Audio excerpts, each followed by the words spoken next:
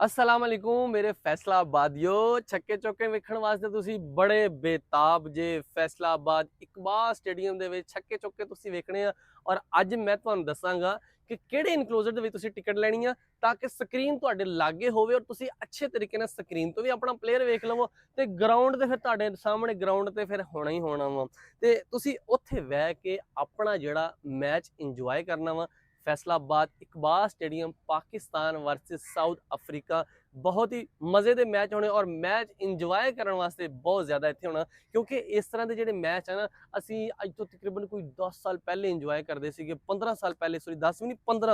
15 तो 20 साल पहले इतने मैच हुए थे 2007 तो बाद मेरे ख्याल इतने कोई मैच ही नहीं हुए मतलब जो इंटरनेशनल मैच जिस तरह बाहर दी टीमां इतने आई साउथ अफ्रीका इंडिया मतलब ना होने के बराबर से। हालांकि फैसलाबाद सब तो सेव और खूबसूरत फैसलाबाद शहर है भावें लोग जुगता मारते हैं लेकिन फैसलाबाद बहुत ही खूबसूरत शहर है और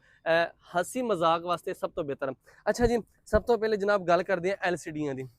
जिमें जनाब आ जाओ जी LCD की गल करते हैं। अच्छा हुण मैं इत्थे खलोता जी ये वाला गेट आ जो इनकलोजर आ ये भाजी हनीफ मुहम्मद इनकलोजर गेट नंबर 3 वा ये गेट नंबर 3 आ भाजी। इस गेट ते अगर तुसी टिकट लैंदे जे ना जिद्दां मेरे पिछे तुसी वेखदे होने LCD लगी हुई है पर ये LCD चलदी नहीं हैगी मैं तुहानूं पहले दस दियां भाजी LCD नहीं चलदी हैगी ये लिए तुसी इहदे च टिकट लवोगे ते सिर्फ LCD तुसी ओ दूजी वेख सकदे जे विकास उस साइड ते दिखाई एक बारी आराम आराम दिखाया करना लोग कहते यार तुहाडा कैमरामैन ना जिहड़ा वीडियो बड़ी स्पीड नाल भजांदा हैगा। अच्छा दिखा वो जिहड़ी LCD ना जिहदे ते लिखिया total wicket over partnership run to win over left अगे रेट रेट पता नहीं केड़ी केड़ी इंग्लिश लिखी है थोड़ा जिहा मैं भुल जाना ना भाजी तुसी बाकी समझदा तुसी आप पढ़ ही लेना हर शा की लिखी हुई है। अच्छा जी वकास साहब LCD इस ग्राउंड दे विच हैगियां वा 3 दिखाओ जरा LCD दिखाओ। पहली LCD तो यह होगी ना एक LCD दिखाओ ये ली ठीक है इस तो बाद दूजी LCD दिखाओ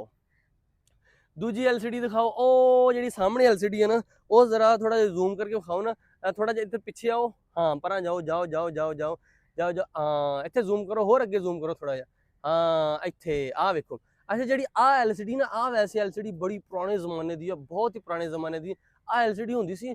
हर बाल ते तुहानूं फटाफट नंबर चेंज करने पैंदे सीगे फटाफट जिन्ने स्कोर लैने वो चेंज करने पैंदे क्योंकि इत्थे वो चाक बोर्ड या जिद्दां ना वो नंबर लाने पैंदे सीगे लिखे होंदे सीगे 3 स्कोर है तो 3 फटाफट ला दो अगर 100 स्कोर होया तो 100 ला दो पार्टनरशिप रनशिप सारे जिन्नी जल्दी इत्थे बदलने पैंदे सीगे। लेकिन हुण जमाना बदलिया लोग बदले और असी भी बदले हैं तो असी बदलण दे नाल नाल हुण जिहड़ी स्क्रीन आई है ना अगर विकास थोड़ा जिहा नाल आ जा इधर इस साइड ते आ थोड़ा इधर इस साइड ते आ इधर वाली साइड ते आके दिखा। अच्छा जी ए वाली LCD जिहड़ी कि हुण इस जमाने दे विच असीं कहने जदीद LCD आ जिहदे ते असीं हर चीज़ असीं अगर ग्राउंड च भी बैठे हैं ना अगर असीं ग्राउंड दे विच बैठ के भी असीं वेखना चाहते हैं क्योंकि खिलाड़ी ग्राउंड दे विच अक्सर बंदे दी नज़र जिद्दां कि हुण मेरी नज़र कमज़ोर आ ते लोगों की नज़र कमज़ोर होंदी आ लोग कहंदे आ कि असीं खिलाड़ी नूं वेखना वा अगर खिलाड़ी वो खेल रहा ना तो समझ नहीं आ रही किहड़ा खिलाड़ी खेल रहा तो वो सामने LCD च असीं वेखांगे तो सानूं पता चल जाएगा लो जी बाबर आजम इस टाइम खेडदा पिया वा या फिर मोहम्मद रिजवान खेडदा पिया वा या फिर शाहीन अफरीदी बाल करवांदा पिया। तो इस वास्ते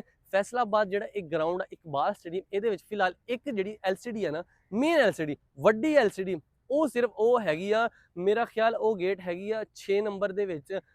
6 या 5 नंबर गेट के दरम्यान दे विच LCD हैगी 6 नंबर दे 6 तो 7 के गेट दे विच 6-7 नंबर के दरम्यान दे विच LCD हैगी है तो उत्थे जिहड़े बंदे टिकट लै सकते ना लेकिन वो धौन इदां उत्ते नूं करके वेख सकते हैं क्योंकि जिहड़े ओपोजिट होणगे जिद्दां कि 3 नंबर गेट दे विच मैं इस वक्त खलोता हूं जिहड़ी LCD मेरे पिछे बंद हैगी आ ये ली LCD अगर तुसीं इत्थे आओगे ना तो भाजी इत्थे तुसीं आके लैके इस इनकलोजर की अगर तुसीं टिकट लैंदे हो